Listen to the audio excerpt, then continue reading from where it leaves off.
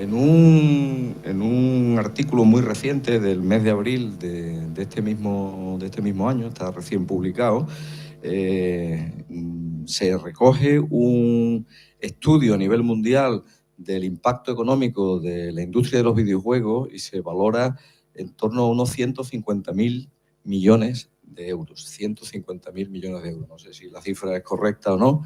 150.000 millones de euros es una cifra muy gorda. Si la ponéis en comparación, por ejemplo, esta es una universidad muy grande, con muchos centros, muchas facultades. Se gasta 500 millones al año.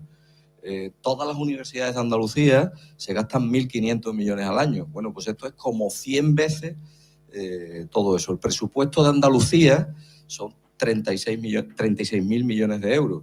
Es decir, aproximadamente 4 veces más. La industria de los videojuegos es 4 veces más que todo el presupuesto de la comunidad autónoma con 8 millones de habitantes. Por lo tanto, estamos hablando de una de las grandes industrias mundiales, desde luego en el sector de la informática, y por eso hemos querido dedicarle una sesión hoy específicamente a esta cuestión, y para ello, bueno, hemos tratado de traer a lo mejor de lo mejor, y en este caso lo hemos conseguido, porque no hemos conseguido traer a Curro. Curro tiene 27 años de experiencia en el campo de la informática y los negocios. Ha participado en proyectos de alto perfil de empresas multinacionales como BMW, Nokia, la Agencia Espacial Europea. Se unió a la empresa Genera Games en 2009 como CTO y COO y es CEO de Bravo Games. Actualmente cofundador, CEO de Viva Games Studio, que ha cofundado, con la que ha cofundado 11 exitosos estudios de juegos independientes en los últimos 4 años.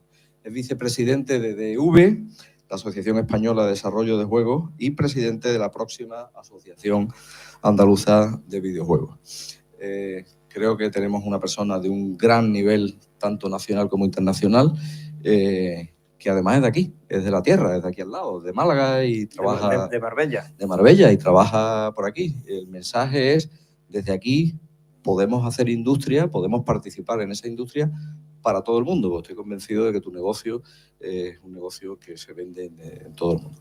Insisto, creo que tenemos hoy un gran activo trayendo a Curro, aceptando Curro nuestra invitación, cosa que te agradezco profundamente, y bueno, os dejo ya con él para que pueda contarnos cómo se hace esto de montar una empresa, un conjunto de empresas e involucrarse en este competitivo negocio del mundo de los videojuegos. Muchas gracias, Curro, por tu presencia. Bueno, muchas gracias por venir a escuchar la chapa que os voy a dar. Y básicamente la sesión de hoy la vamos a dedicar a inspiraros, es decir, a todos los que tenéis ese germen ahí de empresarial, es decir, no los que queréis ser programadores de videojuegos, sino los que además queréis tener una empresa de videojuegos. Es decir, ser vuestros propios jefes en un futuro. ¿Vale? Entonces voy a daros las pistas más o menos de cómo se puede conseguir eso. Sobre todo es trabajo. Ahí hay una frase que siempre digo a los estudios que se nos acercan y dice, coño, mientras más trabajo, más suerte tengo. Y esa es la clave de todo. Trabajo, trabajo, trabajo. ¿Por qué? Porque la suerte es un factor muy importante y trabajando disminuyes ese factor. Entonces, algo sobre nosotros. Nosotros empezamos en el año 2003. En el año 2003 se funda Genera y rápidamente llegó a ser el Master Content Provider europeo de contenidos. No sé, sois bastante jóvenes, pero ¿os acordáis de los teléfonos Nokia? Los Feature Phones, que tenían un maldito botón que era el de Vodafone Live y Movistar Emoción, que era un botón que cuando le dabas y te suscribías a algo, básicamente tenías que irte de la compañía para que te dejaran de cobrar. Pues nosotros éramos las empresas que creábamos contenido para esos móviles. ¿Qué tipo de contenidos creábamos? Creábamos juegos, creábamos contenidos deportivos, contenidos de humor, incluso contenidos para adultos, y el negocio funcionó muy bien. ¿Qué pasa en 2008? Sale el iPhone y rompe el mercado. Es decir, esa tecnología que hoy en día la llevamos todos en nuestro bolsillo y muchos de nosotros más de uno, realmente fue un antes y un después en la tecnología. Y sobre todo cuando un año después lanza la Apple Store. Es decir, que tú podías distribuir tus contenidos a esos dispositivos, además a nivel mundial. ¿Cuál era el problema antes? Que nosotros estábamos muy enfocados a contenidos pues localizados hacia España, hacia Francia, hacia Italia, que los contenidos en Italia y en Francia, en Italia y en España solían funcionar relativamente bien los mismos, en Francia otra cultura no funcionaban tan bien, pues lo vimos claro, oye, vamos a coger todos estos contenidos que hemos estado fabricando para Europa y los vamos a llevar a nivel mundial, gracias a esa tienda de aplicaciones que lanza Apple. La historia ¿cuál fue? Que nos dimos el batacazo más gordo que no hemos dado nunca.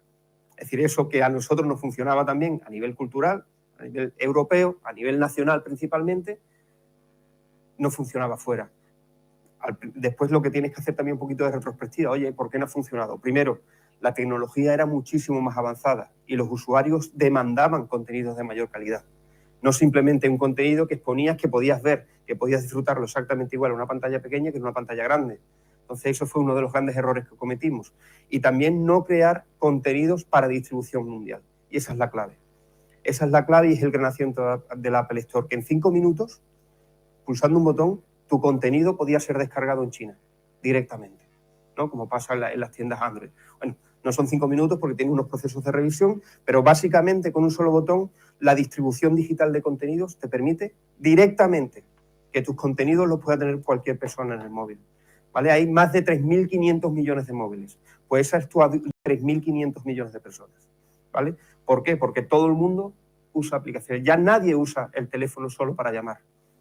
Es decir, todo el mundo ya tiene aplicaciones, tiene distintos servicios, tiene juegos.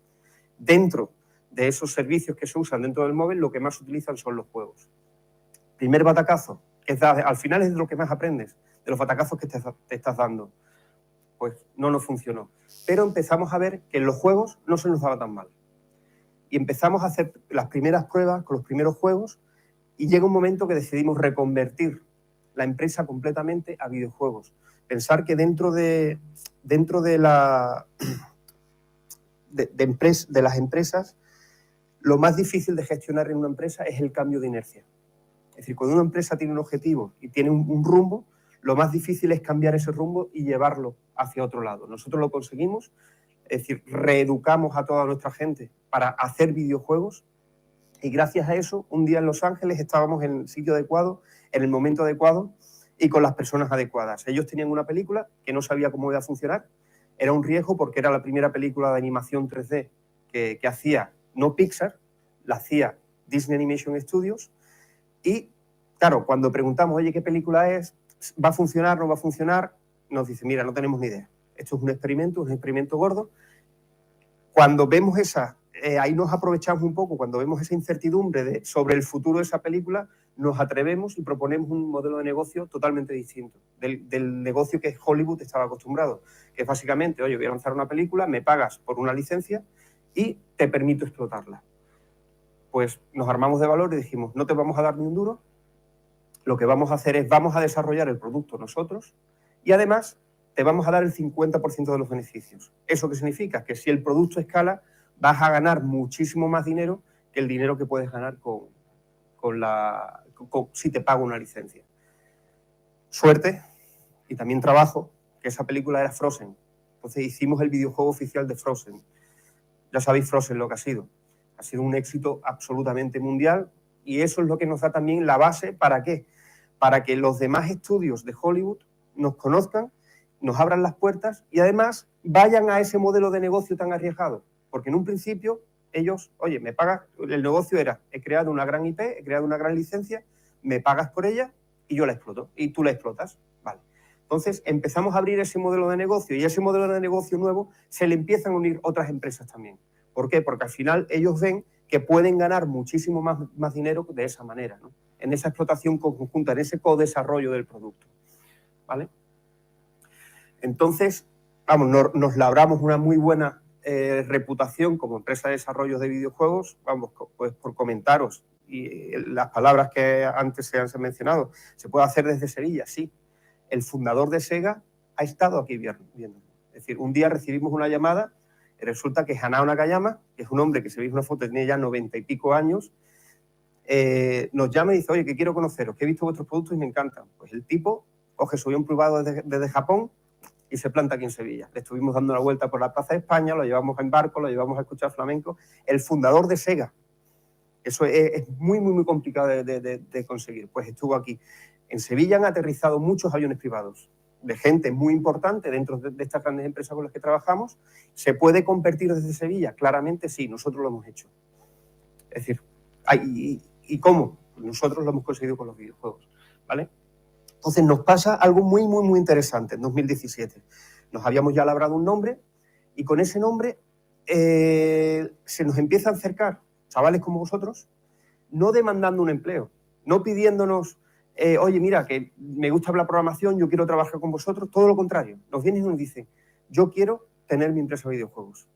Es decir, es el sueño de mi vida, es lo que yo me metí en la programación porque quería hacer juegos y tener una empresa y lanzar mi juego yo, para mí sería la ilusión y sería el éxito para mí. Entonces decidimos, se nos acercan un par de personas muy interesantes, con mucha ambición, con muchas ganas de hacer cosas, y decidimos ayudarle, decir, venga, vamos a transferirle todo este conocimiento. ¿Y ese conocimiento cuál es?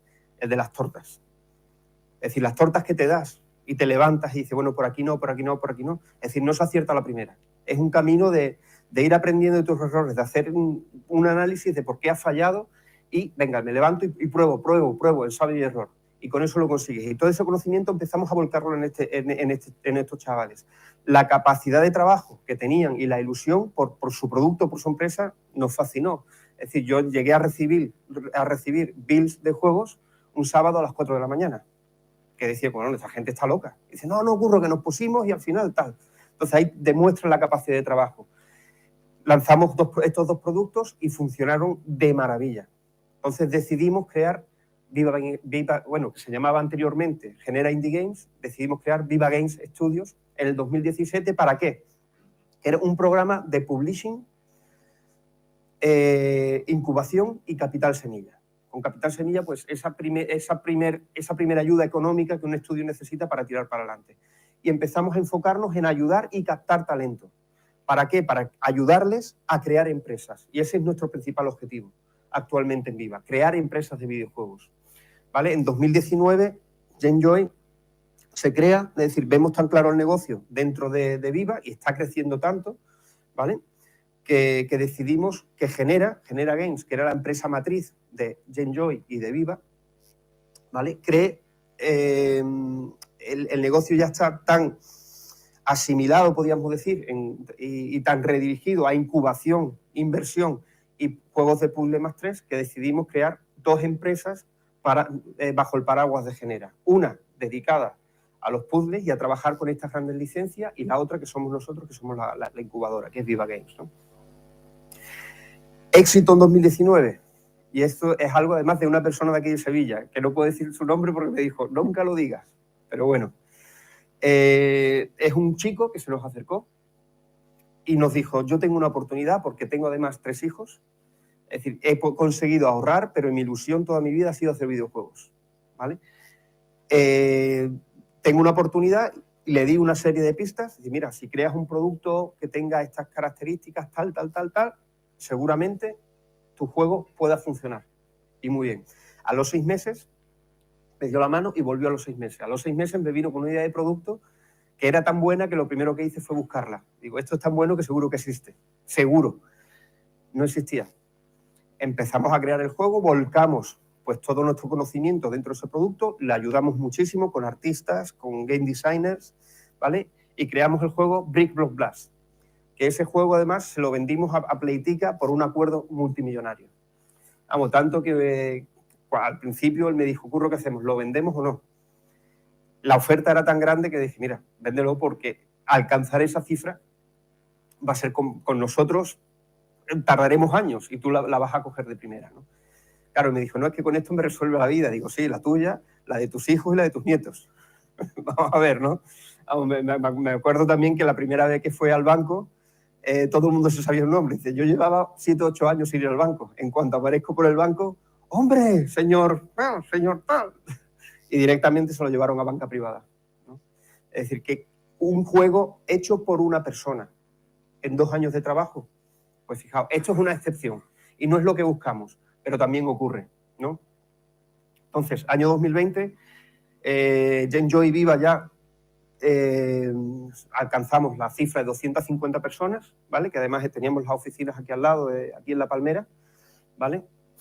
El año 2020, en plena pandemia, además, Scopely, que es una multinacional de videojuegos, una empresa con unas facturaciones brutales y una valoración de más de 3.000 millones, se nos acerca y nos hace una oferta para comprar Genjoy.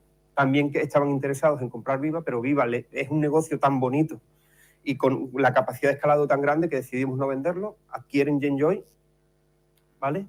Y bueno, ahí tenéis el anuncio oficial, ¿no? Entonces, en ese momento, ellos se quedan pues unas 150 personas. Ya Viva estaba formada por 100 personas. Es decir, un negocio que empieza en 2017 y en solo 3 años ya lo forman 100 personas. Imaginaos el potencial de crecimiento que tenía. Caso de éxito, que solo en 4 años, en el 2021, ¿vale? Tras 4 años de Viva Games, de esa incubadora, de esos primeros chavales que se nos acercan a, oye, ayúdame a crear la empresa de videojuegos, es la empresa número 1 de descargas en España. Es decir, no hay ninguna empresa en España con más descargas que nosotros. Y son juegos hechos por personas como vosotros, ¿vale? Bueno, shareholders, somos los socios de Viva. Los que sean del Betis seguramente conocerán a este señor, que es José Miguel López Catalán, ¿vale? Yo como CEO, Quique Tapia y Marcos Subpiñas, ¿vale? Entonces, básicamente, ¿qué hacemos? Detectar talento, principalmente en España y Sudamérica. Empezamos por Andalucía, principalmente por cercanía, pero empezamos ya a subir pues Valencia, Asturias, Madrid, ya tenemos estudios allí, estamos trabajando con estudios, y también pues con Uruguay hemos establecido una muy buena relación y estamos también ayudando a estudios allí en Uruguay, ¿no? También estamos dando ya el salto al norte de Europa y estamos empezando pues a establecer relaciones con estudios independientes para ayudarlos a triunfar, ¿vale? Entonces, parte de nuestra estrategia es centrados 100% en el producto. El producto es lo más importante. Muchos estudios cuando nos vienen con la idea, una idea ya de desarrollo. Es decir, y algo común que nos encontramos es básicamente que no tienen la visión de sus capacidades de producción. Normalmente cuando un estudio independiente te viene, quiere hacer este juego. Entonces, muy importante esa labor educativa que hacemos y de mercado de decirles, no, tú no tienes capacidad para hacer esto, porque si intentas hacer eso seguramente te ahogues. Es decir, pasen 2 años, no hayas alcanzado esa meta que te has propuesto y seguramente abandones. Entonces, es muy importante también entender el mercado, cómo funciona el mercado de productos móviles. Aquí estamos hablando exclusivamente de desarrollo móvil, es decir, desarrollo de consola, desarrollo de PC, no tenemos ni idea cómo funciona. Son hábitos de consumo completamente distintos. Pensar que cuando diseñas un juego móvil, prácticamente diseñas un juego para una parada de autobús, para que en 3-4 minutos puedas dar una experiencia de juego a un usuario. Cuando juegas a consola, pues estás en casa, te preparas las palomitas, te sientas en el sofá, te conectas a la PlayStation, te sientas a la tele y mínimo vas a tener una sesión de media hora, 45 minutos. Por lo que los juegos, cómo se diseñan los juegos son totalmente distintos. Entonces nosotros estamos muy enfocados en el mercado móvil, en crear esas experiencias rápidas. ¿Cuál es la ventaja? Que hay 3.500 millones de dispositivos en los bolsillos actualmente de todas las personas. Y esa es tu audiencia potencial, porque casi todo el mundo juega juegos. Los ayudamos a enfocar en productos y después, lógicamente, intentamos que triunfen a nivel mundial. Pues metiendo ya muchísimas líneas. ¿Cómo lo hacemos? Pues un primer producto con un acuerdo de publishing, un segundo juego donde construimos una joint venture, es decir, esto aunque suene una obviedad, lo he hablado con muchos amigos, gente que le gusta montar empresas, que tienen incubadoras. Para nosotros, la clave de que un estudio salga adelante es que sean buenas personas. Pensar que crear, y parece una obviedad, crear una empresa es como casarse. Es decir, vas a tener un socio si todo va bien de por vida, es un matrimonio. Oye, más te vale que ellos te aprecien, que tú los aprecies, que sean buenas personas y que tú vean que eres buena persona. Es decir, en los negocios eso es quizás lo más importante para que después no se vaya al traste. Y esto, lógicamente, lo hemos aprendido también dándonos batacazos. Hemos dado con personas que pues simplemente tenían otra visión y otra manera de ser. Entonces, es uno de los primeros filtros. Es, oye, ¿son buena gente estos chavales? Venga, pues vamos para adelante. Y creedme, es una obviedad, pero para nosotros es lo que mejor funciona, ¿vale? Una vez se ha conseguido una sostenibilidad económica, no buscamos el pelotazo. Es decir, lo que pasó con Bricks es un caso aislado, ¿vale? ¿Qué buscamos normalmente? Pues que el equipo, el producto en el que ha trabajado, genere los suficientes ingresos para ir creciendo, ¿vale? Simplemente pues para que ya puedan tener un sueldo buen digno y tengan unos repartos de dividendos. Y a partir de ahí ya empiecen a contratar gente y a crecer. Una vez llegado ese momento, pues ya les invertimos, creamos una joint venture con ellos, creamos una empresa y desarrollamos un segundo producto. Que ese segundo producto ya es mucho más ambicioso que ese primero, ¿vale? Que hemos hablado, que vienen... Aquí no, vamos a hacer este producto, ¿por qué? Porque ese producto está acotado y en este tiempo lo vais a conseguir, ¿vale? En ese segundo juego seguimos trabajando, ¿vale? Más ambicioso, con la idea de ya crear un tercero o evolucionar ese segundo a algo mucho más complejo, ¿vale? Pensar, bueno, eso lo voy a nombrar después, que va a enlazar mejor. Ese tercer juego, con ese tercer juego se alcanza la independencia, ¿vale? Que es decir, pues que ya el estudio publica sus productos ellos mismos. Nosotros les entrenamos gente de analítica, ¿vale? Es decir, el análisis de los datos y del Big Data en esta industria es la base, es decir, si no, no puedes competir. Si tu producto no está mejorando continuamente, es cruel, pero si no estás continuamente mejorándolo, el algoritmo de Google y el algoritmo de Apple no te destacan. Es decir, con cada nueva versión que subes, tienes que mejorar algo, tienes que mejorar alguno de los KPIs, como puede ser la retención. ¿Qué es la retención? Pues básicamente los usuarios que instalan ayer y hoy vuelven a tu producto. Pensar, por ejemplo, que una retención del 40% es un éxito. Es decir, que si ayer 100 personas descargaron mi juego y solo hoy 40 lo juegan, es un éxito, ¿vale? Y, por ejemplo, si dentro de un mes solo un 3% de esos usuarios los están jugando, es un éxito, es muy buena métrica. Pero eso es lo que tiene el free to play. Es decir, que es gratuito, son juegos gratuitos, obtienes un gran volumen, pero en ese funnel de conversión de usuarios, que al final lo que interesa es convertirlos a pagadores, ¿vale? Pierdes muchísimos, ¿vale? Pero esa es la clave. Es la clave. Ir optimizando esas métricas, que cada vez subas un puntito, que cada vez retengas un poquito más. ¿Cómo lo haces? Midiendo y probando. Midiendo y probando, ¿vale? Mejora continua del producto. ¿Vale? Importante, en esa tercera parte, entrenamos gente de analíticas, entrenamos gente de marketing para que ellos publiquen y una vez publiquen ya sean independientes. Eso también nos permite a nosotros tener una estructura muy acotada, porque si tuviéramos que seguir dando servicio a todos los estudios, tendríamos que crecer muchísimo en personal.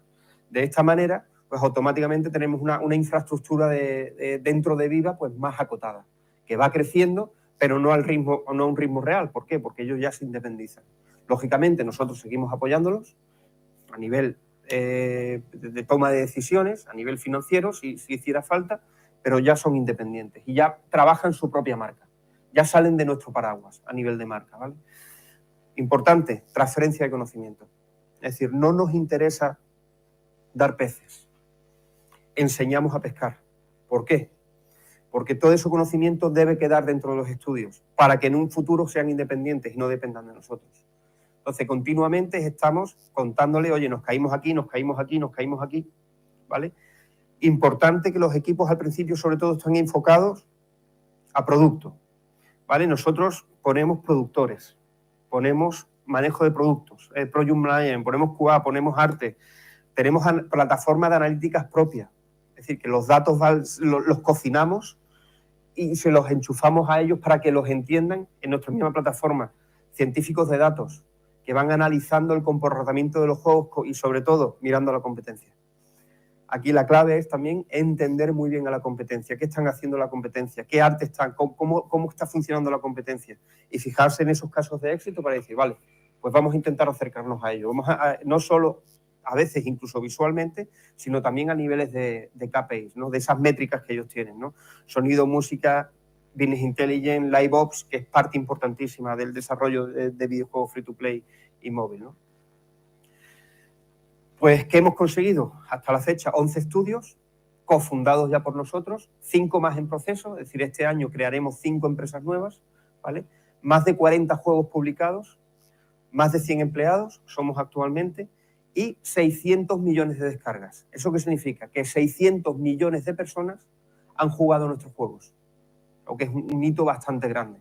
Pensar eso, 600 millones de personas, Europa no tiene esa población, ¿vale? Entonces, 600 millones de personas ya han visto nuestro logotipo, lo que a nivel de marca es buenísimo. Estudios con los que hemos trabajado y seguimos trabajando, pues Disney, Pixar, Lucas, ¿vale? Paramount, Universal, Mattel. Es decir, ¿se puede competir desde Sevilla? Nosotros lo hemos hecho. Claro que sí se puede competir, ¿vale? Productos directamente, Star Wars, pensar una cosa, esto es algo que me siento muy orgulloso, Star Wars y Star Trek son las grandes franquicias, ¿no? Las grandes IP de ciencia ficción y espaciales. Hay muy pocas personas en el mundo o empresas que hayan trabajado con esas dos. Una es J.J. Abrams y nosotros, ¿no? Hemos llegado a trabajar con esas dos franquicias. IPs propias, importantísimo. Cuando se diseña un producto móvil y también de videojuegos, es decir, darle un envoltorio de IP propia. Es decir, que eso pues, en un futuro seguramente, es decir, crea una marca. Entonces, desde el principio se analiza muy bien cómo es el comportamiento, cómo es la personalidad, y eso lo hemos aprendido trabajando con estos grandes de la industria. Por ejemplo, el caso de Barbie, que estuvimos trabajando, cuando estuvo aquí Mattel, que venían además los jefes de productos de Barbie, que además coincidía con un cambio de la franquicia, es decir, porque todos la imagen de Barbie, tenemos una imagen clara de lo que no, pues una mujer exuberante, rubia, ¿vale? Entonces, Mattel además adapta su franquicia a los nuevos tiempos. Pues ahora es una mujer que tiene la edad suficiente para conducir en el país que está y además que con su blog ayuda a salvar el planeta, ¿no? Es decir, que es un cambio muy conceptual, es decir, te das cuenta que también las propias marcas se van adaptando a los nuevos cambios culturales. Pues cuando hablabas con ellos, Barbie era una persona que estaba viva. Te das cuenta que la asumen tanto que te dicen, no, Barbie pensaría de esta manera, Barbie pensaría de tal manera. Lo hacen así para diseñar sus productos. Y después tienen otras personas que se dedican a chequear, oye, sí, este sería, conceptualmente, su mente funcionaría así. Entonces, muchas veces cuando diseñas IPs, tienes que hacer esa introspección de decir, oye, este personaje, ¿cómo es? ¿Cómo funciona? ¿Qué carácter tiene? ¿Qué decisiones toma? ¿Para qué? Para que todo el producto sea homogéneo y no esté roto. Y eso es importante a la hora de generar IPs, ¿no? Otras IPs que tenemos también, que hemos desarrollado además con estudios independientes, es decir, con chavales que empezaron, un día decidieron tirar adelante y creamos estos productos. Por ejemplo, caso de Coverfire, nuestro quizás mayor éxito, creado por One Bang Bang, uno de los estudios que tenemos, tiene 200 millones de descargas. Es decir, es uno de los juegos con más éxito a nivel europeo, a nivel de volumen. No tanto a nivel de ingresos, ojalá, pero bueno, estamos en el camino, pero a nivel de descargas es una barbaridad. Es decir, a este juego, por ejemplo, lo descargan más de 70.000 personas al día.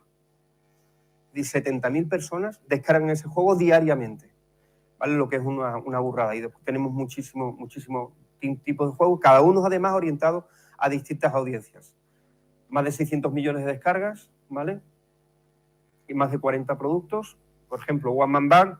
Después especializamos mucho a los estudios. ¿Por qué? Porque una vez que el estudio empieza a trabajar en un título y adquiere conocimiento sobre ese nicho, lo normal es seguir trabajando en ese nicho. One Man Band, juegos de tiros, ¿vale? Sobre todo con Coverfire, ¿no? El primer juego que hicimos fue Z Hunter, Coverfire fue el segundo, Guns N' Down el tercero, que además en este juego ya es un real-time multiplayer. Es decir, que si ves los juegos, vas viendo la evolución del estudio, vas viendo cómo cada juego te deja con la boca abierta cada vez más, ¿no? Hasta llegar ya pues al Summum, ¿no? Que es decir, un juego donde hay que desplegar servidores en 4 zonas distintas geográficas, hay que desplegarlos en Asia, Sudamérica, en América y en Europa, para que los jugadores puedan competir en tiempo real unos con otros, ¿no? Digital Arts, no sé si conocéis la franquicia Love Island, aquí me parece que se llama también la Isla de las Tentaciones, ¿vale? Pues trabajamos también, ese juego funciona muy, muy bien, sobre todo en Inglaterra y en Estados Unidos. Pues es decir, que esas grandes IPs con las que hemos trabajado, cuando el estudio está suficientemente maduro, pues directamente los ponemos en contacto para que desarrollen productos conjuntamente, ¿no? Red Bull Games, que está en Málaga, pues dedicado a juegos de fútbol, ¿vale? Fijaos que además que todos los nichos que estoy nombrando son nichos masivos. Es muy importante, sobre todo al inicio, hasta que te haces un nombre, ¿vale? Pues elegir juegos de nichos masivos. Juegos de fútbol se descargan muchísimo. Juegos shooter de tiros se descargan muchísimo. Entonces es muy importante, ¿vale?, elegir el nicho adecuado. ¿Por qué? Porque de esa manera vas a tener descargas orgánicas. Eso significa son descargas que no tienes que pagar, que no es necesario hacer una inversión de marketing muy grande para generar descargas. Y eso lo que garantiza la sostenibilidad, ¿no? Unico Games, que trabaja con grandes franquicias también, está Forrest Gump, ¿vale?, de Paramount Pictures, con Hello Kitty, un nicho que genera muchísimo volumen de descarga también. Big Cactus, ¿vale?, que, bueno, especializado en juegos Babel, como Pitufos, ¿vale?, funciona muy, muy bien este producto también. Coron Studios, más centrado en los juegos Idle, y quizás en este estudio es donde mejor ves la evolución. Era un estudio además que estaban en Madrid, empezaron a trabajar con nosotros y a los 2 meses nos dijeron, oye, que nos vamos para Sevilla. Se vinieron de Madrid a vivir a Sevilla para seguir con nosotros, ¿no? Y donde ves esa evolución de producto a producto y cada producto es mejor, ¿no? Tail Studios, están en Málaga también, centrado en juegos más trend, ¿vale?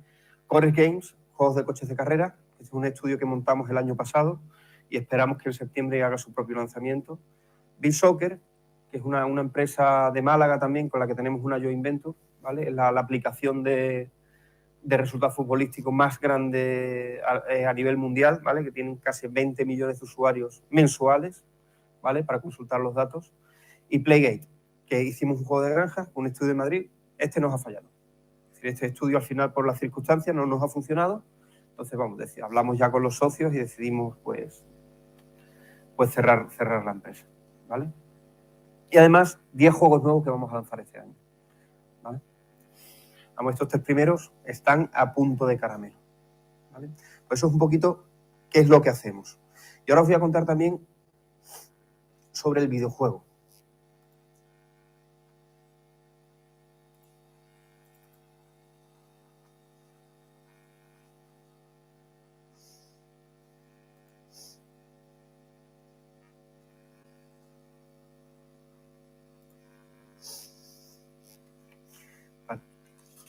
Hay una serie de recursos, cuando se plantea un videojuego, hay una serie de recursos que el usuario invierte en tu producto.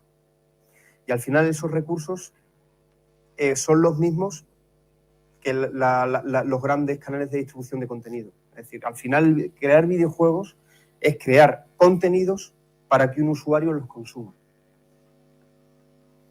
Entonces, el factor más importante es el tiempo. Un usuario, es decir, todos lo orientamos a que el usuario pase más tiempo en nuestro juego. ¿Por qué? Porque de esa manera está más expuesto a nuestras estrategias de monetización. Si no juega, si no invierte mucho tiempo, entonces va a ser muy complicado que consigas recibir ingresos, ya sea ingresos publicitarios, que al principio es la vía más fácil de conseguir ingresos dentro de un producto, ¿vale?, que es básicamente pues, que esa persona que está jugando tu juego vea un anuncio y tú recibes un dinero por ese anuncio, ¿vale? Dependiendo en qué país reside esa persona, recibes más dinero o menos, ¿no? Por ejemplo, los anuncios que ponemos en la India, pues casi no recibimos, ¿no? Por ejemplo, hay juegos como Cover Fire, Guns and Down, que tienen un coste de servidor muy alto porque son jugadores contra otros jugadores en tiempo real, pues cada vez que entra un usuario, a ti la máquina que tienes en nube te cuesta dinero. Entonces muchas veces incluso decidimos que hay países que los sacamos y nuestros juegos no se distribuyen en esos países. ¿Por qué? Porque sabes que económicamente no te va a compensar, ¿vale? Aunque a veces sí, y ahora veremos por qué. Pero luchamos por el tiempo, porque el usuario pase tiempo en nuestros productos. Que si te pones a pensar en Netflix, si te pones a pensar en HBO, si te pones a pensar en Amazon Prime Video, ellos hacen exactamente lo mismo. Lo que quieren es acaparar el máximo tiempo posible. ¿Quiénes son nuestros competidores? Son, aparte de las otras empresas que hacen videojuegos, son las grandes empresas de contenido a nivel mundial. ¿Por qué? Porque si un usuario está viendo una película en Netflix, en vez de jugar a mi videojuego, pues a mí eso me perjudica. Entonces, para eso, todas las métricas del producto, todo el análisis de datos que se hace dentro de un producto, lo guiamos a que el usuario permanezca y esté el máximo tiempo jugando con nosotros. ¿vale? Por ejemplo, hay una métrica que llamamos FTUE, que es First Time User Experience. Es cuando un usuario hace el onboarding dentro de tu juego, cuando llega a tu juego, ¿qué experiencia de uso va a tener? Es decir, el tutorial está bien guiado, se entiende todo muy claro. Es decir, en este paso hay una caída de usuarios. Y un paso simplemente puede ser, oye, que le he puesto tal texto y ese texto tiene un error ortográfico. ¡Ostras! Eso da una señal de mala calidad de producto y el usuario termina cerrando tu juego. Entonces, se va mejorando continuamente todos esos procesos. ¿Para qué? Para el recurso más importante que un usuario invierte es el tiempo. Si tienes su tiempo, has ganado. Es lo más complicado. ¿Por qué? Porque ya lo expones a tus estrategias de monetización. Sobre todo el videojuego también, muy importante. Es decir, genera emociones. Es decir, la industria del videojuego es una industria multidisciplinar. Porque artistas, 3D, programación. Es decir, para que ese niño se sienta a ser ese vikingo, pues necesitas crear experiencias muy buenas. ¿Por qué? Porque una vez que vinculas las emociones al producto, has creado una relación con el usuario. Entonces, es muy importante, primero, que cuando orientas una campaña de marketing, automáticamente vaya a los usuarios potenciales. No tiene sentido venderle tu producto a gente que no le va a interesar, ¿no? Y aquí, por ejemplo, se hacen muchísimas fragmentaciones de usuarios, ¿no? Pues por países, por sexos, ¿vale? Por edades. Dice, bueno, pues este juego, por ejemplo, los juegos más 3, pues suelen ser más orientados a público femenino mayor de 35 años. Los juegos de coches suelen ser orientados a público masculino mayor de 15 años, ¿vale? Entonces es muy importante dar con las audiencias adecuadas. ¿Para qué? Para generar una emoción, para generar un vínculo emocional. Y con eso ya prácticamente el camino está hecho. Una vez que generas ese vínculo con el usuario, el camino está hecho, ¿no? Entonces, diseñamos juegos para desbloquear recursos. El recurso más importante es el tiempo, ¿vale? ¿Qué otros recursos tenemos? Lógicamente, lo que nos da de comer. Y nos sigue decir el dinero, ¿vale? Pero es muy importante que el tiempo sea el principal, ¿vale? ¿Por qué? Porque puede desencadenar anuncios. Es decir, nosotros tenemos, en las bases de datos que tenemos, clasificamos a todos nuestros usuarios por percentiles, ¿vale? El percentil de anuncios es muy importante porque genera ingresos. Hay usuarios que sabes que no te van a pagar en la vida, aún así ven muchos anuncios, ¿vale? Entonces te genera también ingresos. Al principio, cuando diseñamos los juegos, con los estudios que se nos acercan, orientamos mucho la monetización a anuncios. ¿Por qué? Porque es mucho más sencillo, ¿vale? Porque generar anuncios, pues generar ingresos por los in-app es más complicado. Necesitas muchísimo más contenido.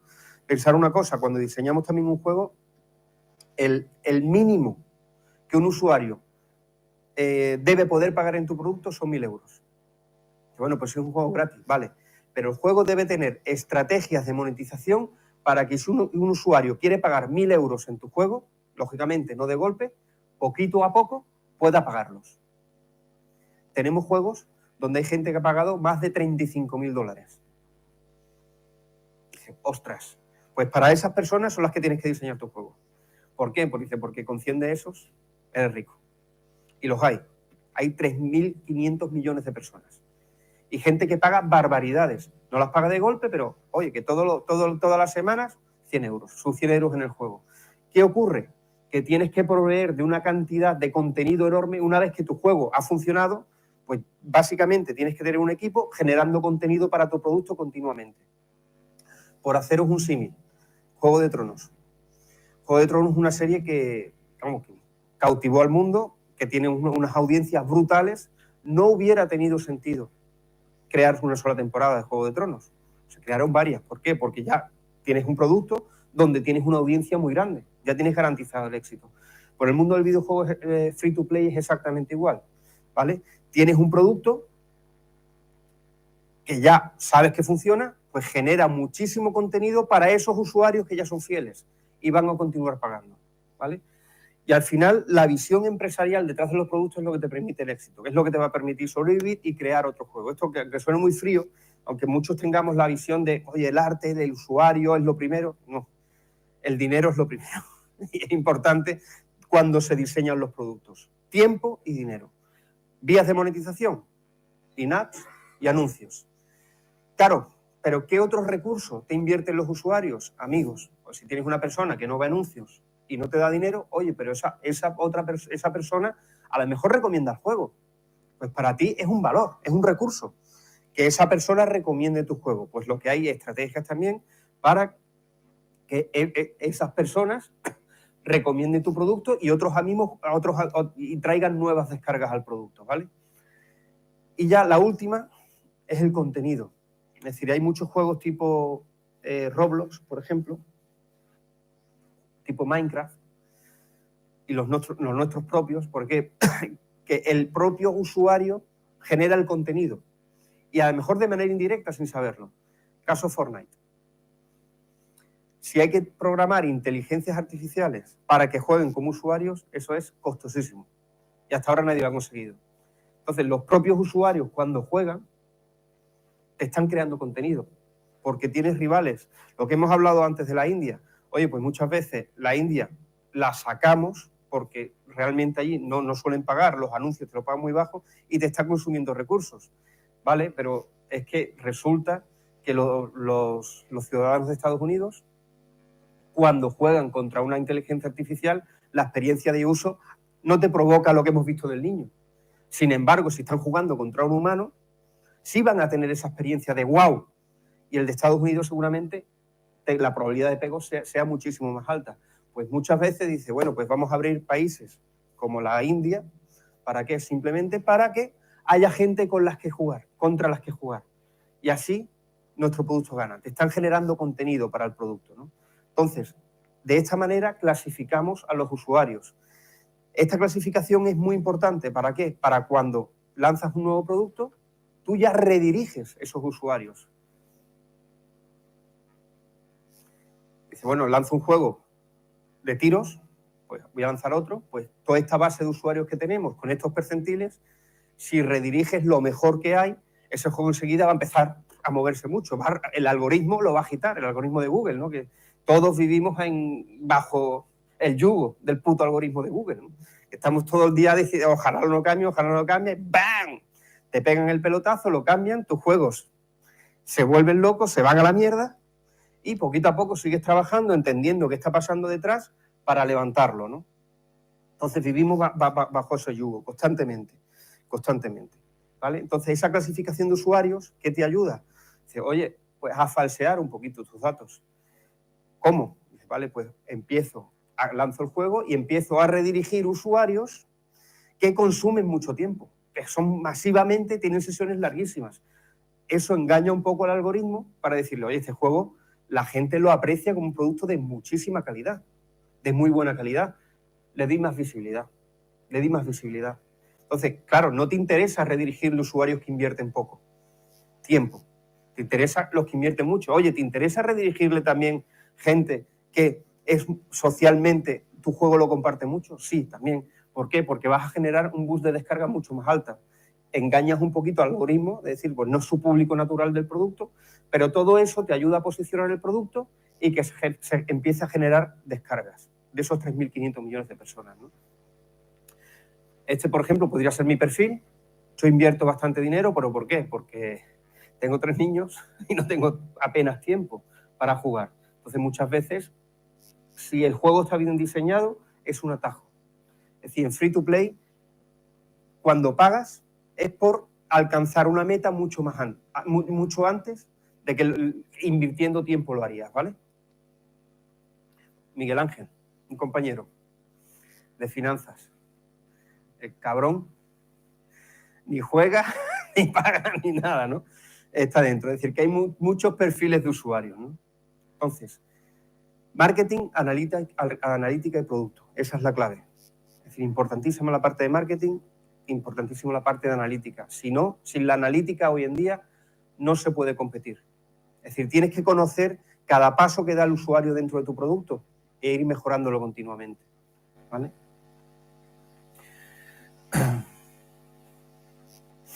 Importante también lo que hemos hablado antes, ¿no? Es decir, hay muchísimos productos, ¿vale? Muchísimas categorías de producto, por ejemplo, la que más dinero ingresa es la de estrategia, pero es muy, muy complicado posicionar un juego. ¿Por qué? Porque hay tanta gente dándose leche por posicionar sus juegos ahí, que, por ejemplo, fijaos en Free to Play, es gratuito para jugar, ¿no? Y el mercado, ¿cómo ha evolucionado? Empezamos con juegos de pago. Así se empezó. Simplemente pagabas 0,99 por descargarte un producto, ¿vale? Entonces tenías que publicitarlo de tal manera que te costara menos publicitar ese producto, ¿vale? Pero de repente llega el free to play. Una vez que en un mercado se impone el free, olvídate de todo lo demás. No existe otra cosa que el free. Y es lo que ha pasado en el mercado móvil. Pero es que resulta que si antes un jugador me pagaba $1 cada vez que se descargaba mi juego, se le ha dado la vuelta a la tortilla y hay juegos en los que tenemos que pagar nosotros $5 para que un usuario se descargue nuestro juego gratuito. Y dices, bueno, pero ¿cómo es eso? A eso hemos llegado. ¿Por qué?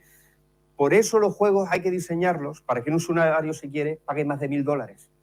Porque la adquisición de usuarios de valor, que eso además las redes como Facebook, Google, Apple los tienen muy bien guardaditos, pues básicamente cuando haces una campaña de adquisición, ellos te van soltando, ellos conocen a los usuarios y te van soltando, es decir, estrategia del camello, te voy dando para que no te vayas, para que ganes tú algo. Es decir, cuando se habla de que la Apple Store o Google Play gana el 70%, el 30% de los ingresos de tu producto, eso es mentira. Ganan muchísimo más. ¿Por qué? Porque ellos son los dueños del canal y los dueños de los usuarios. Tú les tienes que pagar a ellos, ¿vale? ¿Para qué? Para que derivar esos usuarios a tu juego. Por lo que al final terminan ganando mucho más. Y os digo una cosa, eso el algoritmo lo sabe. Nosotros hemos visto campañas, hemos empezado a meter pasta, y ves como el algoritmo de repente, se comporta mejor, le está dando más cariño. Y es porque le interesa. Pensar que en 2009 la Apple Store, cuando la crea la Apple, era un servicio. Era un servicio simplemente para poder vender más teléfonos. Hoy en día no es así. Hoy en día la Apple Store es la segunda fuente de ingresos más importante para Apple. La primera es la venta de iPhone, la segunda es la Apple Store y la tercera es la venta de Mac. Es decir, la propia tienda de aplicaciones es el segundo canal de ingresos, por lo que para ellos es un negocio. Al final, ¿qué destacan? El algoritmo que le da más cariño, a lo que genera más ingresos. Entonces, gracias a la analítica y a esa continua evolución de prueba, error, ensayo, error, se consigue que los juegos vayan optimizándose, ¿no? Importantísimo, verificar líneas gráficas. Es decir, antes de lanzar un juego, ¿qué hacemos? Hacemos distintas artes, aunque muchas de aquí no son nuestras, ¿vale? En este ejemplo, ¿vale? Pero a veces las usamos, porque es más rápido, para decir, oye, venga, queremos hacer un juego RPG, ¿vale? ¿Qué línea gráfica debemos optar? Teniendo claro la audiencia de estos títulos, pues hacemos una campaña, ¿vale? Y en esa campaña la gente hace clic a los banners que más les gustan. Esos banners dan unas métricas, ¿vale? Por ejemplo, el cost per like, y te arroja un ganador, ¿vale? Y ese ganador dice, bueno, pues esta es la estética más interesante para nosotros. En este caso, fijaos que la estética ganadora fue, creo recordar, fue esta, pero desarrollamos el juego con esta estética. ¿Por qué no elegimos al ganador? Por el coste. Es decir, esta es la ganadora, pero desarrollar este arte es carísimo. Desarrollar este arte es mucho más barato. Y no había quedado tan lejos. Entonces dijimos, ostras, desarrollar este producto con esta estética va a funcionar. Si lo desarrollamos con esta, seguro, pero esto nos va a costar una barbaridad llegar a esta calidad. Entonces nos decantamos por esta, porque los resultados no fueron tan malos. Al final nos dimos un batacazo, el juego nunca funcionó. Lo que pasa también, después lo reconvertimos, cambiamos ciertas cosas y está funcionando ahora de maravilla, ¿vale? Importante también un análisis de, oye, los productos similares generan descargas. Pensar que el algoritmo de Google, por ejemplo, fijaos que hay algo en común en todos estos iconos. El balón de fútbol. ¿Qué te dice? Que si haces un producto de fútbol, ponle el balón. Porque de esa manera Google asocia tu producto a juegos de fútbol y te da mucha más visibilidad. Es decir, hay muchísimos trucos que te ayudan a esa generación de descargas orgánicas, a que tu producto mínimo tenga 5, 6, 7 mil descargas al día, ¿no? Que eso ya te puede dar un sustento económico para ir creciendo el estudio, que es lo que buscamos, ¿vale? En experimentos y datos, pues sobre todo haceros hincapié que la analítica es la clave a la hora de la toma de decisiones. Es decir, el estómago es importante, el estómago te ayuda a orientarte hacia dónde debes ir, pero debes verificarlo, ¿vale? Se tiran los experimentos y, por ejemplo, fijaos que, claro, cuando un usuario va a la tienda de aplicaciones, lo que ve son, ve el icono y ve distintos screenshots. Se puede hacer experimentos con esos screenshots. Básicamente pensar en una tienda, tiene un escaparate muy chulo o un escaparate muy feo. Mientras más chulo, más compras vas a vender, ¿no? Pues aquí logras experimentos, pues por ejemplo, con un éxito del 22 al 38%. ¿Qué significa? Que cambiando los screenshots que muestra la tienda de tu producto, que a veces es cambiando el orden nada más, pues vas a tener un 38% de descargas más. Y ese es el pasito a pasito, que no es un llegas y ¡pa! No, es ir conociendo. Y nadie tiene la fórmula mágica. Es decir, es mucho de trabajo, ir midiendo, ¿vale? Ruido en la red, importantísimo. También es muy importante, que porque el propio algoritmo se da cuenta que hay ruido dentro de la red. En Facebook, por ejemplo, pues automáticamente pues el juego se le va a 27.000 descargas al día, simplemente por haber hecho un post exitoso, ¿no? Y sobre todo, esa red de juegos, ¿no? Que están comunicados. Es decir, el cross-marketing es importantísimo. Es decir, que un producto de los tuyos, es decir, si ha conseguido esa audiencia, te lleve a otro y los dejas dentro de tu red, ¿no? Que es lo que hacen las grandes plataformas, ¿no? Una vez que entras, pues ellos están sugiriéndote continuamente. Dicen, no, es que aquí lo ideal, ¿cuál sería? Bueno, que el tío me pague 10 pavos y no consuma mucho tráfico de mi plataforma, porque de esa manera me cuesta menos y gano más dinero. No. Es decir, importante que aunque tus servidores te los echen abajo por tráfico, ahí nunca se debe escatimar en levantar máquinas y poner máquinas más gordas para que el servicio que das sea continuo. Es decir, lo importante es estar moviendo a los usuarios constantemente dentro de tu red. Y si encuentras una perla de un usuario que de repente te ha pagado $5.000 en un producto, guárdalo. Es decir, a esos usuarios, por ejemplo, dejamos de mostrar publicidad. ¿Por qué? Porque no me interesa que se vaya a la competencia. Ese usuario hay que guardarlo como una perla sagrada y lo vas moviendo de un producto tuyo a otro, ¿vale? Con mucho cuidado, ¿vale? De no perderlo. Bueno, lo que hemos comentado, ¿vale?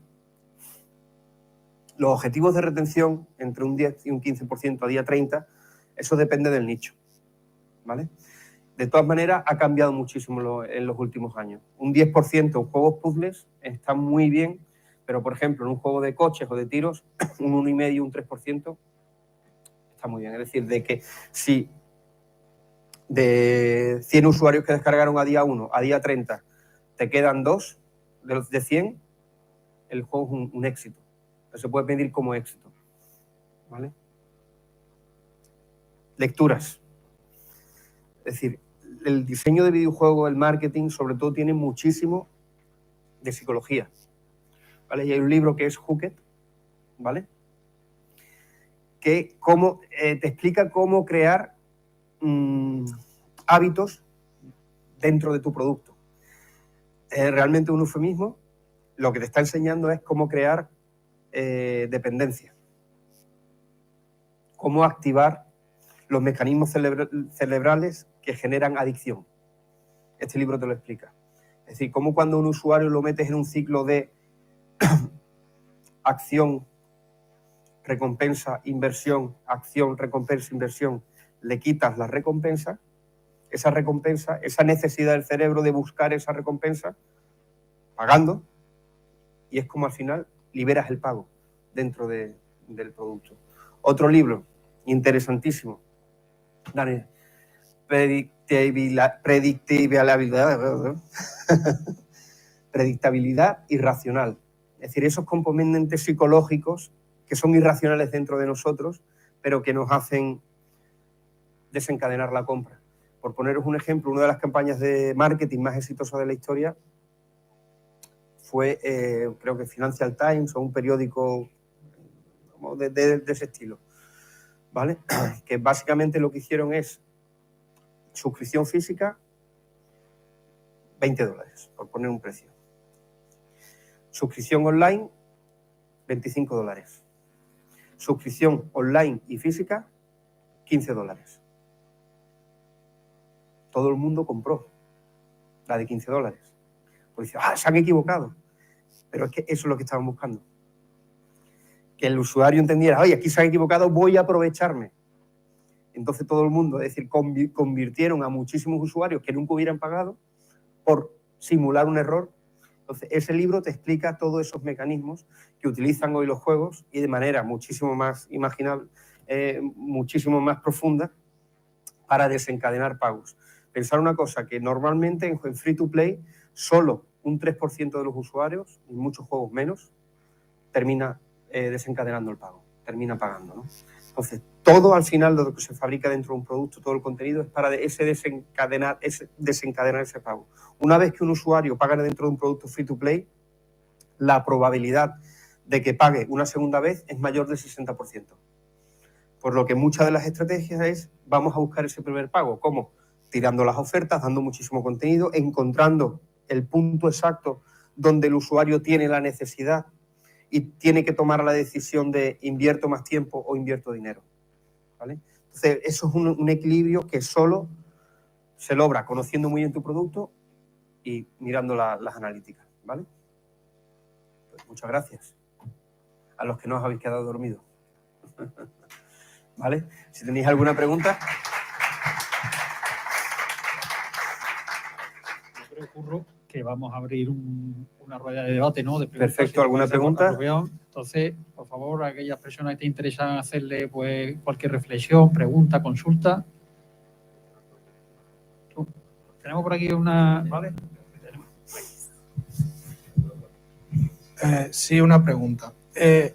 ¿Cómo podemos realizar un buen balance entre la monetización de un juego y la experiencia del usuario? Porque monetización muy dura puede provocar que el usuario tenga una mala experiencia y no pueda volver. Es el punto de equilibrio, es la clave. Es la clave de encontrar las analíticas y sobre todo esas subidas y bajadas. Normalmente, ¿qué se hace en free to play? Al principio se ofrece muchísimo, y llega a puntos en que le pegas el corte. Lo que pasa es que ese corte, después hay estrategias de lo que se llama dificultad dinámica. No sé si eres jugador de móvil. Algunos, vale. Pues, por ejemplo, productos como Toon Blast, ¿no? Que son de éxito. En ese juego a veces te encuentras un nivel que es imposible de pasar. ¿Qué pasa? Que tú cierras el juego, estás 4 días sin volver y de repente ese nivel es facilísimo de pasar. Es decir, que muchas veces hay estrategia de dificultad dinámica y estamos midiendo continuamente dónde el usuario puede irse. Por ejemplo, ya la propia Google te provee de algoritmos de inteligencia artificial con Machine Learning para hacer una predictibilidad de si un usuario se puede ir de tu producto o no. Y en ese momento cambias las reglas del juego. Es decir, lo importante es que el usuario permanezca, pero de vez en cuando tienes que apretar para desencadenar pago. Y muchas veces se falla. Muchas veces se falla y pierdes al usuario. Pero bueno, para eso están las estrategias de dificultad dinámica. Por ejemplo, cuando un usuario ha encadenado muchísimas derrotas seguidas, pues automáticamente, ¿qué haces? Falseas el juego. Pero vamos, esto no es de la industria del videojuego móvil, es de todas. Y cuando un usuario ves que se está dando contra un muro, pues cambias un poquito la dificultad dinámicamente para, mira, ¡ay, qué bueno soy! No, te he ayudado.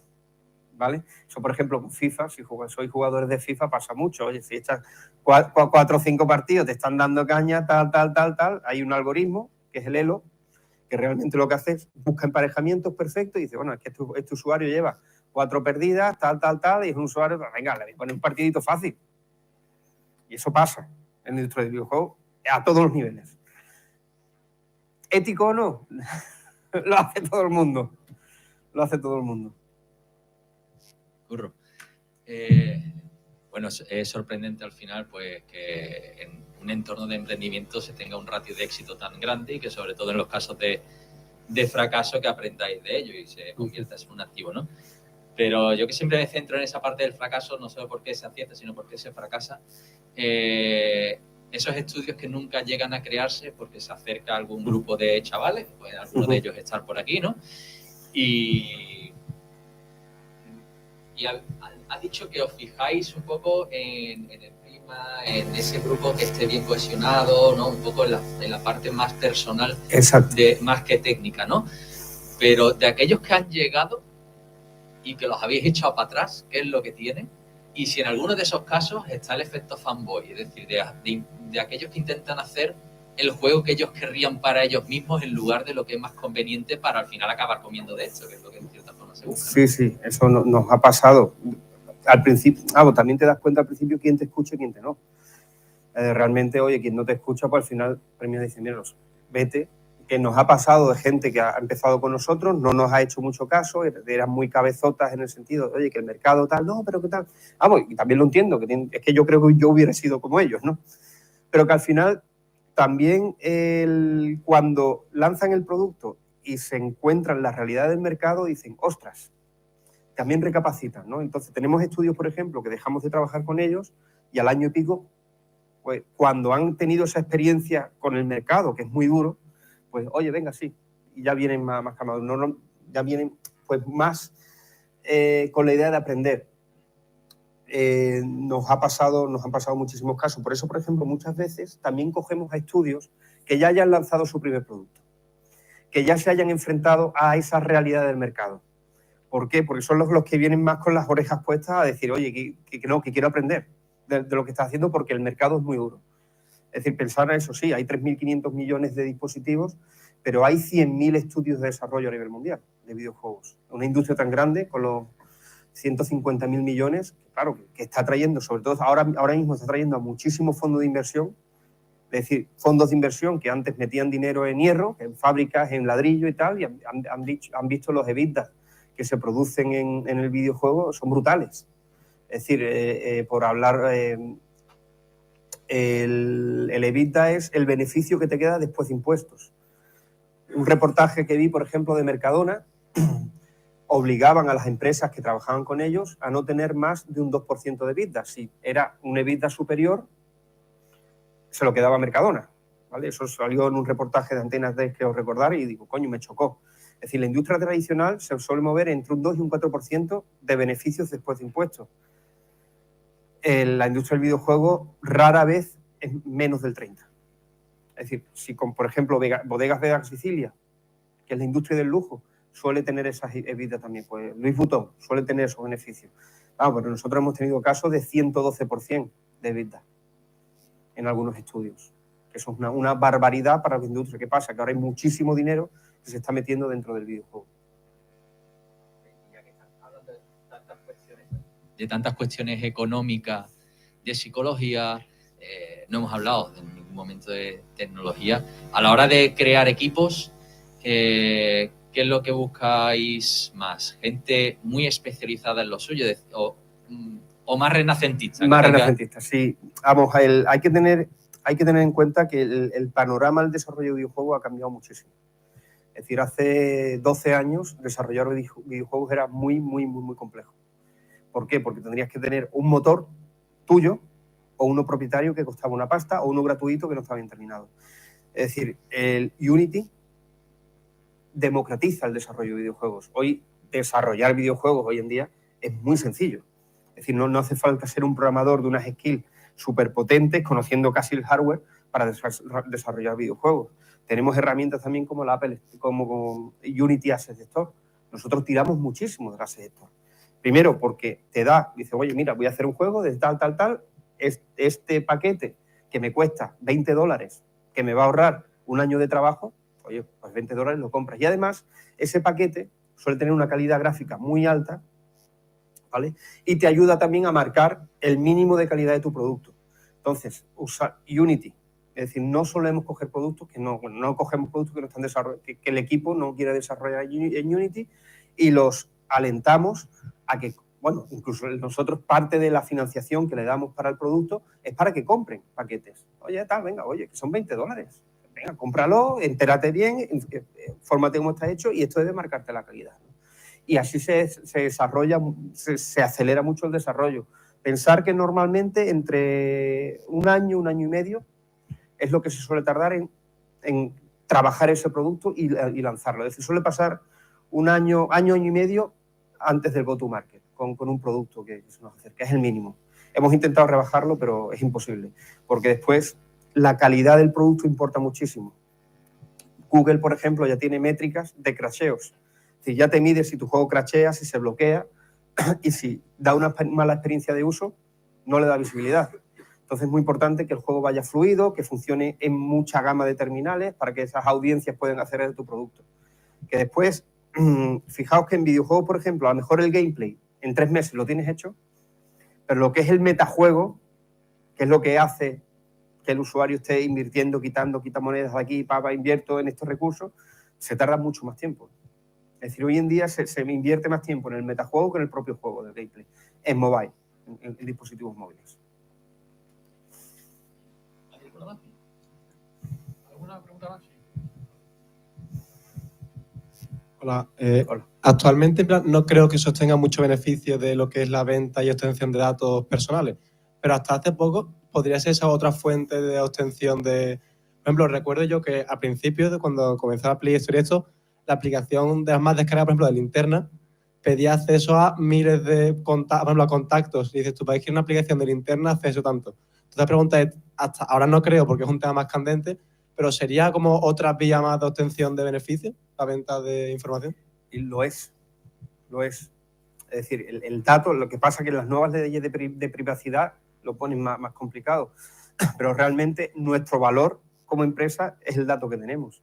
Nosotros, por ejemplo, nos ha venido muchísima gente a comprarnos el dato. Es decir, bueno, claro, tú quieres mi dato para saber el tío que se ha gastado 1.000 euros en mi producto.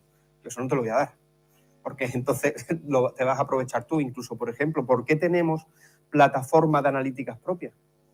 En parte es razón para eso, por eso. Por ejemplo, hay una empresa que es Game Analytics, ¿vale? Que te ofrece un SDK de analíticas gratuito, pero el dato no es tuyo. El dato es tuyo y de ellos. Ellos explotan ese dato por detrás, es decir, le están vendiendo a esa persona que te ha comprado, que ha invertido 1.000 euros en tu producto, se van a la competencia y le dicen, te vendo este usuario por $500. Es decir, que el tráfico de datos ha sido muy fuerte en esta industria porque genera muchísima información. Nosotros algo que nunca hemos hecho, pero hemos tenido oportunidad. Y hoy en día las grandes empresas no lo hacen, guardan ese dato como un tesoro. Es decir, a nosotros, por ejemplo, se nos acercan muchas empresas que son partners de Google para trabajar con nosotros, para pues, ayudarnos a mejorar la infraestructura, tal, y decimos que no, que directamente Google tiene el dato. Así que nos da igual que ellos lo tengan. Pero almacenamos todo y somos nosotros quienes gestionamos ese dato, porque el valor que tiene es inmenso. Es decir, cuando vendes una empresa, ese dato es una parte muy importante de la ecuación. Es decir, hoy en día no conozco conozco algún estudio que sí trafica con ese dato y lo vende al mejor postor, pero hoy en día las empresas serias es un activo. Entonces, cuando vienen inversores o tal, eso es lo que pones en valor para conseguir a lo mejor un precio de venta más alto, el dato. Es muy importante el dato. ¿Una pregunta más?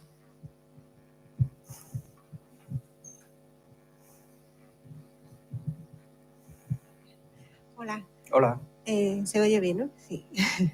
Bueno, me ha gustado mucho la presentación. Yo soy docente aquí en la escuela. Entonces, la pregunta era si nos podría dar algunos consejos para un sector que es un poco diferente, pero que está relacionado, que es el de los juegos serios, que muchas veces desarrollamos en proyectos de investigación y demás. Sí, me encantaría saber si tiene una opinión y cómo conseguir potenciar esa industria. Pues es un mercado que nunca nos hemos metido. Nunca, y no tengo conocimiento. No tengo conocimiento apenas. Vamos, de Adver Gamers sí nos hemos metido alguna vez, que simplemente pues una Burger King o tal te viene, oye, quiero mi juego para publicitar mis hamburguesas, que está más relacionado, pero en juegos serios, mira, hay una línea que sí es muy interesante, además la he jugado muchas veces, que son los juegos de habilidad mental que te van ayudando a mejorar tu cociente intelectual, ¿vale? Y en esas líneas sí que sé que se generan ingresos, pero más de ahí no conozco no tengo experiencia, lo siento, en ese sector. ¿Alguna otra consulta?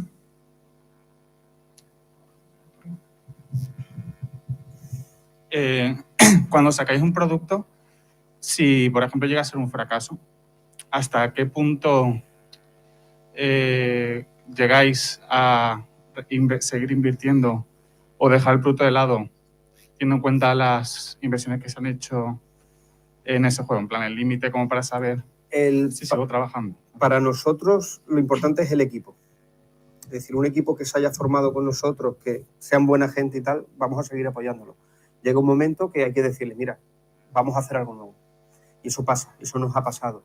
Vamos a tirar, ¿por qué? Pues ahora, por ejemplo, nos está pasando con un producto que es un equipo maravilloso, que el producto es muy bueno, pero a nivel de marketing está costando venderlo.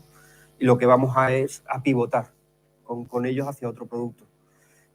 Ocurre. ¿Qué pasa? Que también ese producto al final queda también, oye, que mira, que está generando 1.000, 2.000, 3.000 al mes, que no es una cantidad, bueno, pues la tienes ahí, son 3.000 euros que tienes extras al mes, ¿no? Pero la idea es eso.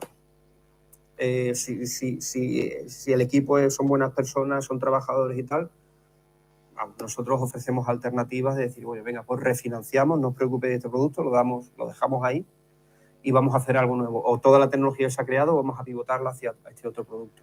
Es lo importante. Nosotros lo que generamos son empresas. Para nosotros lo importante es el equipo de las personas que tarde o temprano funcionará. Muchas veces se consigue a la primera, otras veces tarda más. Pero es decir, estando a gusto en el equipo, nosotros seguimos apoyando al equipo siempre. Lo importante es eso, porque al final van a terminar siendo una empresa. Nos ha pasado, por ejemplo, el caso de un estudio que funcionaba muy bien, pero los juegos no terminaban de tirar, pero al final llegamos a hacer 3, y bueno, pues cada uno daba 3.000 euros, bueno, yo tenía 9.000 euros al mes, eran 3 miembros, pues mira, pues ya tenían un sueldo. Vale, pues decimos, venga, todo el sueldo aquí y vamos a intentar acertar, ¿no? Pero al final vas creando, pues poquito a poco vas empezando a ganar dinero, a veces se tarda más, a veces se tarda menos.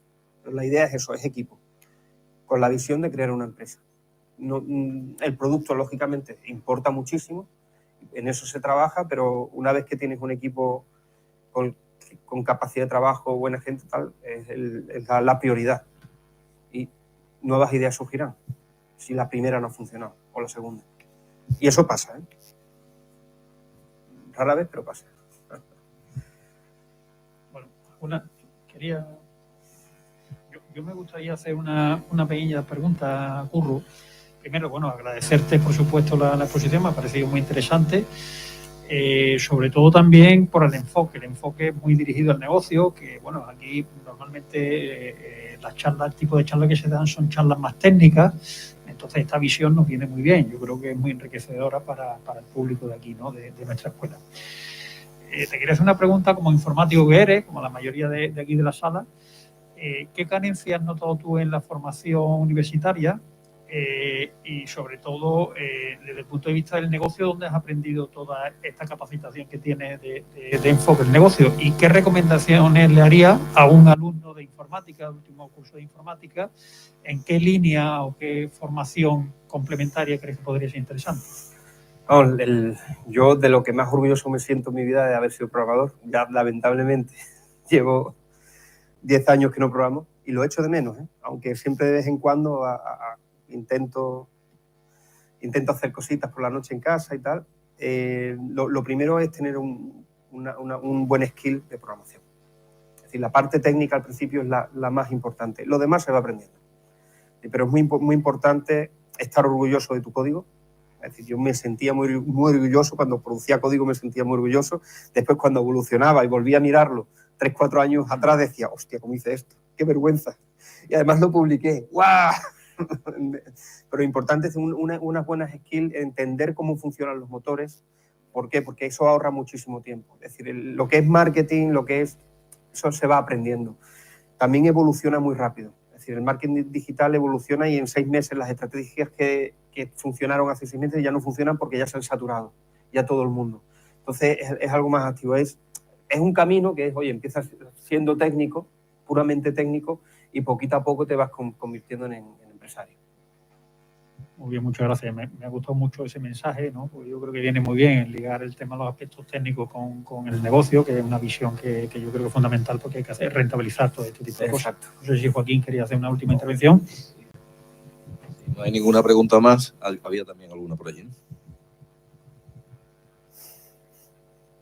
¿Y cómo se logra hacer que en un mundo en el que hay tanta copia, porque prácticamente hay juegos que son iguales, cómo logra diferenciar el producto? Primero nosotros hacemos mucha copia, ¿eh? Eso lo admito. ¿Por qué? Porque es una manera muy fácil. Bueno, copia. Siempre hay una frase que digo que es entender, copiar y mejorar. Y siempre tienes que dar algo nuevo, tienes que dar una mejora, pero dice, bueno, esa copia no solo es que la hacemos nosotros, es que los grandes estudios lo hacen.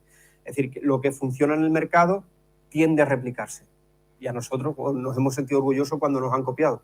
¿Por qué? Porque es clave. Entonces, ¿cómo te distingues? Primero, intentando siempre subir el escalón. Es decir, si este producto ofrece tales cosas, que el tuyo ofrezca algo más. Después, cuando estás con una empresa que te apoya con marketing y tal, es más fácil levantar cabeza. Nosotros, por ejemplo, una línea que tenemos también de negocio es buscar juegos dentro de la Store, juegos que tienen una calidad muy buena, pero que por un mal marketing o porque no han sabido monetizarlo bien, no han sacado la cabeza. Entonces es importante buscarse un buen acompañante. Es decir, que la figura del publisher aquí es muy importante. Es decir, que seguramente hoy en día el mercado es tan competitivo que haciendo juegos desde tu casa, a no ser que de primeras de unos KPIs muy buenos, es difícil sacar la cabeza. Es complicado. En free to play. En consola, bueno, lo que pasa, competir en consola es mucho más complicado. Es decir, la barrera de entrada de producir un producto móvil a producirlo en consola y PC, móvil es mucho más sencilla. ¿Por qué? Porque ya en consola se exige, teóricamente, hay unos gráficos y una jugabilidad enorme, ¿no? Pero importante eso, siempre mejorar, aunque copies, pero mejora, que tenga un factor, que ese factor puede ser puro de marketing o simplemente visual, pero mejora lo que hay, nunca crees algo peor, porque si no, porque eso te va a ofrecer mejores métricas y el algoritmo te va a posicionar por encima de la competencia. Nosotros siempre que hacemos análisis de, oye, ¿cuáles son los juegos tops? Y si ese juego que vamos a intentar inspirarnos no tiene más de 10 millones de descargas, ese nicho no nos interesa. Es decir, que para empezar ese es el juego que quieres, el juego que debes. El juego que debes tiene que ser masivo. Es decir, de adopción masiva, que lo pongas y genere descargas porque hay mucha gente buscando ese tipo de productos. Que después, ¿qué te interesan más otro tipo de productos? Vale, pero cuando ya tengas una carrera elaborada, tengas un conocimiento muy amplio del mercado, ya puedes dirigirte a esos nichos más con menos volumen de descargas y menos usuarios. ¿Vale?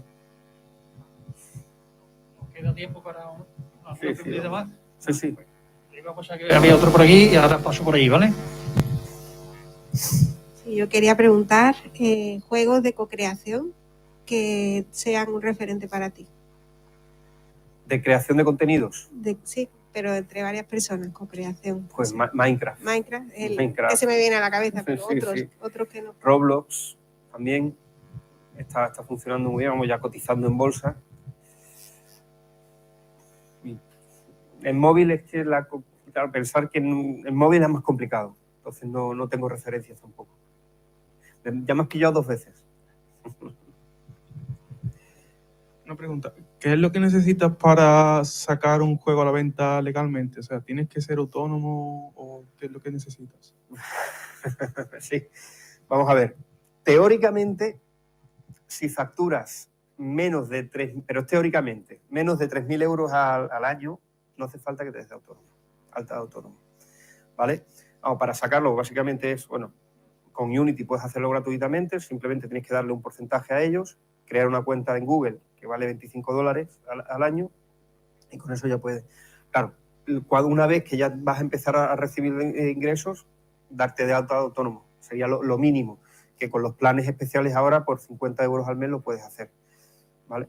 Nosotros, por ejemplo, en algunos casos hemos llegado pues a retener ingresos hasta que esa persona se ha dado de alta y también los guiamos mucho en la fiscalidad. Es decir, oye, esto puedes hacerlo, esto no puedes hacerlo, porque como venga Hacienda, que al final siempre termina viniendo, es Es decir, es importante educar en hacer las cosas bien desde el principio. Teníamos gente que nos venía, no, yo me voy a montar una empresa a ti, tú me lo mandas por aquí, me lo pagas en Bitcoin. Y digo, no.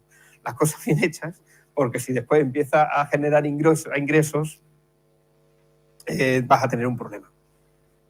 Entonces, guiamos mucho, oye, venga, desde el momento date de alta, después constituye como empresa, ponte como socio, pagando un poquito más de autónomo o ya como empleado de tu propia empresa porque tienes el X%, que eso guiamos mucho. Pero lo importante es, además Hacienda suele mirar mucho este sector porque lo desconoce realmente, ¿no? Entonces, importante hacer las cosas bien. ¿Vale? Aunque también es eso, oye, si vas a generar menos dinero, pues ahí tienes, oye, que voy a estar pagando, pues hay que encontrar siempre un equilibrio. Por eso, por ejemplo, desde la Asociación Nacional, pues estamos a favor que se pueda crear, te puedas dar de alta autónomo, crear una empresa y los primeros 2 años no pagues. Porque eso va a incentivar a que se creen más empresas y que estés dentro de un marco legal. Porque al final a veces lo que haces es decir, bueno, estoy dentro y fuera del sistema. Entonces lo importante es educar bien que la fiscalidad es importante, para después no te pongan medallas. Hacienda te ponga 5 medallas, ¿no? Muy bien, bueno, yo creo que ha sido una sesión muy interesante. Os agradezco a todos vuestra participación, vuestro interés. Tengo que reconocer que nos hemos atrevido a organizar una sesión de videojuegos a pesar de que son nuestros grandes competidores. Cuando yo doy clase y explico la transformada de Laplace, el 90% de los alumnos están jugando videojuegos con el móvil. Entonces, bueno, a pesar de eso, como no somos rencorosos, os hemos traído a alguien que nos cuente el tema de los videojuegos. Quiero agradecer la presencia del profesor Pablo Trinidad, que se ha animado a mover un poco la noticia y a difundirla, y sobre todo al profesor Alejandro Carrasco, que coordina el seminario y ha sido el que ha estado en contacto directamente con Curro para que todo esto saliera hoy bien, que puedo garantizaros que no sale bien por casualidad, sale bien porque hay buenas personas y porque la suerte, cuando llega, qué casualidad que siempre nos pilla trabajando. Entonces, creo que para mí, ha sido los 2 mejores mensajes que has dejado, aparte de toda tu experiencia, y sería bueno que la aprovecharais. Yo quiero agradeceros a todos vuestra presencia, a los organizadores y sobre todo a Curro, que ha dejado un ratito sus muchas obligaciones y ha venido a compartir con todos nosotros su experiencia. Creo que deberíamos retribuirlo como se merece, con un calurosísimo y cariñosísimo aplauso. Muchas gracias. Muchas gracias.